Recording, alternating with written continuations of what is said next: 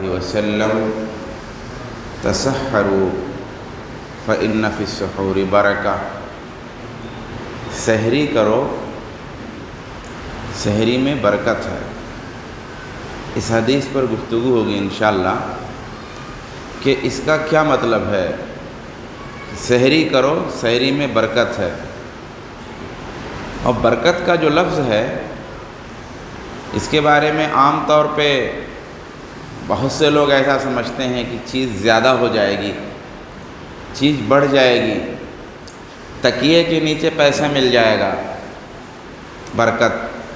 سوئے ہیں اور صبح کا اٹھے تو تکیے کے نیچے کچھ رکھا ہوا ہے، ایسی کوئی برکت۔ تو برکت کا یہ معنی نہیں ہے۔ خیر لفظ برکت پہ جائیں گے تو بات طویل ہو جائے گی۔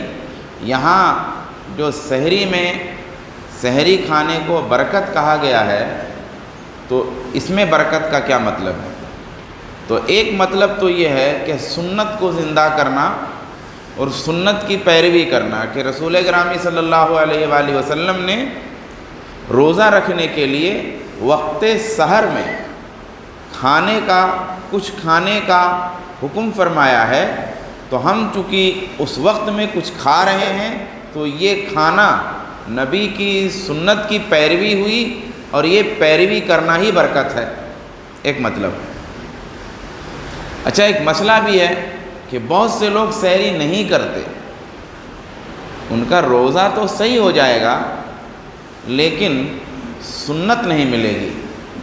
یعنی کسی شخص نے سحری نہیں کیا، نیت کی روزے کی، سحری نہیں کیا تو روزہ تو صحیح ہوگا لیکن سنت سے وہ محروم ہوگا۔ سحری میں برکت اس لیے بھی ہے کہ یہ وقت سحر میں یعنی رات کے آخری حصے میں کھایا جانے والا کھانا ہے، اور یہ وہ حصہ ہوتا ہے جس میں آسمان دنیا پر اللہ تبارک و تعالیٰ نزول فرماتا ہے اور یوں کہتا ہے حل من سائل فأعطیہ، کیا کوئی مانگنے والا ہے میں اسے دوں، حل من داع فأجیبہ، کیا کوئی پکارنے والا ہے میں اس کی پکار قبول کروں سنوں، حل من مستغفر فأغفر لہ، کیا کوئی استغفار کرنے والا ہے تو میں اس کی بخشش کروں۔ تو وقت سحر میں سحری کھانا تو ہے ہی، ایک اور چیز سامنے رہے کہ جب ہم اس وقت اٹھ ہی گئے ہیں، اب اگر 15 منٹ باقی ہے نماز میں، 20 منٹ باقی ہے نماز میں، اتفاق ایسا ہے آپ پہلے اٹھ گئے، پہلے کھا لیے، تو اب اوڑھ کے سو جائیں گے، اگر سو گئے 20 منٹ کے لیے تب تو فجر کی نماز بھی چلی جائے گی، اور آپ کی نہیں جائے گی، خالی بڑے سے بڑے متقی کی چلی جائے گی کہ وہ 20-25 منٹ اگر سو گیا تو وہ اتنی خراب نیند ہوگی کہ سونے کے بعد تو اٹھنا بہت مشکل ہے، اور اٹھے بھی تو مشکل سے اٹھے۔ تو اگر 10 منٹ بچ گیا ہے، 5 منٹ، 15 منٹ، 20 منٹ، آدھا گھنٹہ پہلے ہو گیا، تو اب اچھا موقع ہے آپ کو دعا کرنے کے لیے۔ کھانا سحری کا لگ رہا ہے، آپ نے وضو کر لیا ہے، مسواک کر لیا، منہ دھل لیا ہے، اور ابھی کھانا رکھنے کی تیاری ہو رہی ہے، تو آپ کے لیے بہترین موقع ہے اس وقت دعا کرنے کا۔ تو کم سے کم رمضان المبارک کے وسیلے سے ایک فائدہ یہ ہے کہ ہم سحر میں سحری کھانے کے لیے اٹھ جاتے ہیں، تو یہ دعا کرنے کا ایک بہت اچھا موقع ہے۔ ایک بزرگ ہیں طاؤس بن کیسان، بڑے عابد اور زاہد گزرے ہیں، یہ اپنے بھائی کی زیارت کے لیے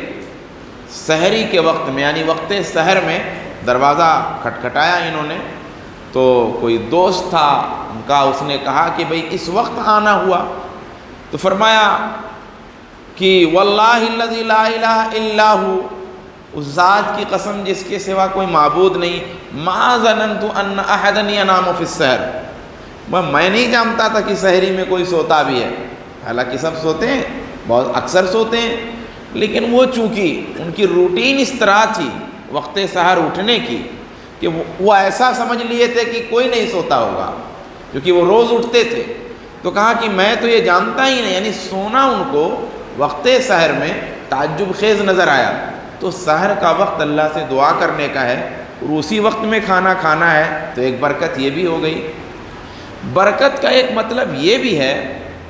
کہ سحری کھانے سے روزہ رکھنے کی قوت ملتی ہے،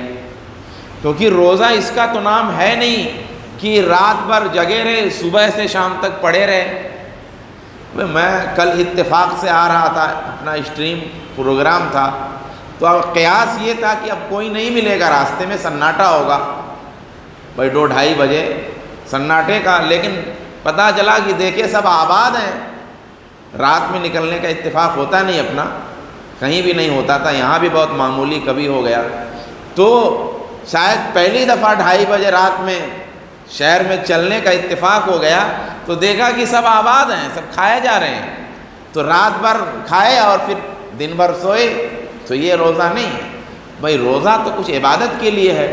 تو سحری اس لیے ہے کہ آپ کو طاقت بدن میں رہے، اب اگر آپ لپٹے رہیں گے، گرے رہیں گے تو نماز کیا پڑھیں گے، تلاوت کیا کریں گے؟ سحری اس لیے ہے۔ اب جو لوگ 3 بجے 2:30 بجے 2 بجے 1:30 بجے 1 بجے 12 بجے سحری کر لیتے ہیں، ان کے بدن میں وہ قوت کہاں سے رہے گی؟ اسی لیے سحری لیٹ میں کرنا سنت ہے، سحری بھائی لیٹ میں کرنا سنت ہے۔ تو کچھ لوگ کہتے ہیں کہ ارے یہ کھانے کے لیے کھاتے رہتے ہیں، کھانے کے لیے نہیں ہے بھائی، لیٹ میں جو سحری کرنا سنت ہے وہ سنت کے لیے سنت ہے۔ میں لفظ سمجھنا،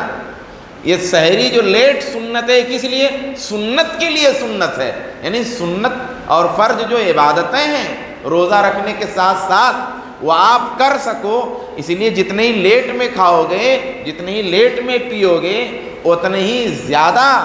دن میں ٹکو گے۔ 12 بجے کھا کے سو گئے، پھر فجر میں اٹھے یا فجر کے بعد کچھ لوگ اٹھے تو طاقت تو آدھی چلی گئی۔ تو برکت کا ایک مطلب یہ بھی ہے، اسی لیے رسول گرامی صلی اللہ علیہ وآلہ وسلم صحابہ کرام کو صوم وصال سے منع فرماتے تھے۔ صوم وصال کیا ہے؟ صوم وصال یہ ہے کہ جیسے ہم روزے سے ہیں، ابھی جب افطاری کا وقت ہو تو افطاری نہیں کریں، پھر کنٹینیو روزہ رکھ لیں، تو یہ گویا وصل کر دیا ہم نے۔ تو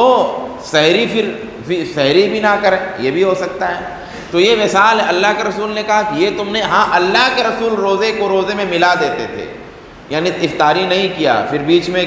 جو گیپ ہوتا ہے ایک روزے کا دوسرے روزے میں، وہ گیپنگ کیے بغیر 1 دن 2 دن 3 دن مسلسل روزہ رکھنا، یعنی 2 دن کا روزہ ہو گیا، 2 دن کچھ نہیں کھایا پیا،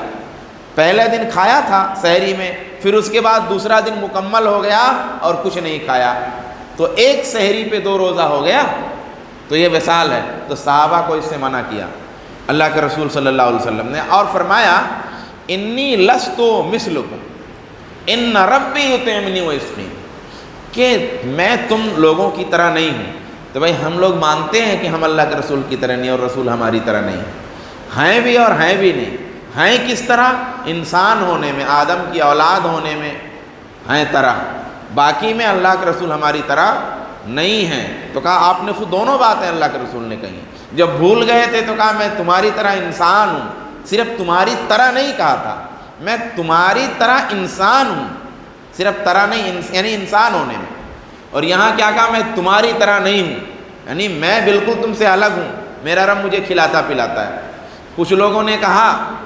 کہ وہ جنت سے پھل آ جاتے اللہ کے رسول کو۔ بھائی جب جنت والا پھل کھا لیے تو کیا فرق؟ بھائی آپ کا روزہ تو اور کم تر ہو گیا، ہم تو دنیا والا کھانا کھائے نا، تو دنیا والا کھانا کھا کے جتنی قوت آئے گی بھی جنت والا کھانا کھا کے تو اور قوت آ جائے گی۔ تو جب جنت والا کھانا اللہ کے رسول کھا ہی لیتے تھے تو پھر صوم وصال کا کیا مطلب ہوا؟ تو یہ مطلب صحیح نہیں ہے حدیث کا، جو لوگ یہ بات کہتے ہیں۔ مطلب کیا ہے؟ علماء فرماتے ہیں بہت پیارا مطلب ہے، اسی پہ میں بات ختم کروں گا۔ کہا انہ یطعم ویسقى بالمعارف التي تفاض على قلبه من اللہ، کہ آپ کو کھلایا جاتا ہے، پلایا جاتا ہے ان معارف کے ذریعہ جو سیلاب کی طرح رسول کے دل پہ آتے ہیں۔ وہ کیا؟ من لذت المناجات، اللہ سے سرگوشی اور اس سے گزارش، عاجزی اور دعا کی لذت سے جو سیلاب آپ کے دل پہ چلتا ہے۔ من عذوبت الذکر، اللہ کے ذکر کی جو مٹھاس آپ کے پورے وجود میں بھر جاتی ہے، اس سے آپ کو کھانا پانی مل جاتا ہے۔ من عذوبتی دعائہ لمولا، اپنے مولا سے جو آپ دعا کرتے ہیں اس دعا میں جو مٹھاس ہوتی ہے اس کی وجہ سے آپ کو انرجی مل جاتی ہے۔ وَلِذَالِكَ تَرَكَ بَعْضُ النَّاسِ اِذَا سُرُّوا بِأَمْرٍ تَرَكُوا الطَّعَامَ وَالشَّرَابَ، کہتے ہیں اسی لیے آپ دیکھیں گے کہ بعض لوگ جب بہت خوش ہوتے ہیں کسی کام میں تو کھانا پانی بھول جاتے ہیں۔ بہت خوش ہو گئے تو ابھی کھانا نہیں سوچ رہا، اتنے خوش ہیں کہ کھانا نہیں کھا رہے ہیں۔ او نزلت دموع الفرح من خدودہم، یا ان کے چہرے پر آنسو بہنے لگتے، کیوں؟ خوشی سے۔ تو کہا فَكَأَنَّهُ عَلَيْهِ الصَّلَاةُ وَالسَّلَامُ لِفَرْحِهِ بِعُبُودِيَّةِ رَبِّهِ، تو گویا رسول اللہ اپنے رب کی بندگی کی خوشی میں کان من اسر القوم قلبا ومن اشرحہم صدرا، تو سینے اور دل کے لحاظ سے سب سے کشادہ اور اللہ کی بندگی میں سب سے زیادہ خوشی پانے والے تھے، اسی لیے اللہ کے رسول کو کھلایا پلایا جاتا تھا۔ کہا کہ اب علامہ ابن القیم فرماتے ہیں کہ معنی یہ ہے کہ جو شوق، جو لذت، جو مناجات، جو معرفت، جو دعا، جو قربت اللہ کے رسول کو اللہ کی ملتی تھی تو اس سے ایک خوشی آ جاتی تھی، سرور، ایک کیفیت پیدا ہو جاتی تھی، اور وہ کیفیت اتنی غالب ہوتی تھی دل پر اور دماغ پر کہ آپ کے کھانے اور پینے کی وہ چیز جگہ لے لیتی تھی۔ میرے بھائی اس کو ایک مثال سے سمجھیے کہ جیسے آپ کو بھوک لگی، ابھی آپ ایسے بیٹھے ہوں، ارے بڑی بھوک لگی ہے، ارے بڑی پیاس لگی ہے، ٹائم کب ہوگا، ٹائم، آپ جو بھی خالی آدمی ہے وہ بار بار گھڑی دیکھے گا، یار ٹائم ہوا کہ نہیں ہوا، ٹائم ہوا۔ آپ افطاری میں آدھا ایک گھنٹہ پہلے بیٹھ جائیے، دیکھیے کتنی پریشانی ہوتی ہے پیاس سے۔ لیکن آپ پیاسے ہیں اور کسی حساب میں جڑ گئے، کاروبار کا حساب کر رہے ہیں اور 10-20 لوگ گھیرے ہوئے ہیں اور حساب دے رہے ہیں، دینا اور لینا،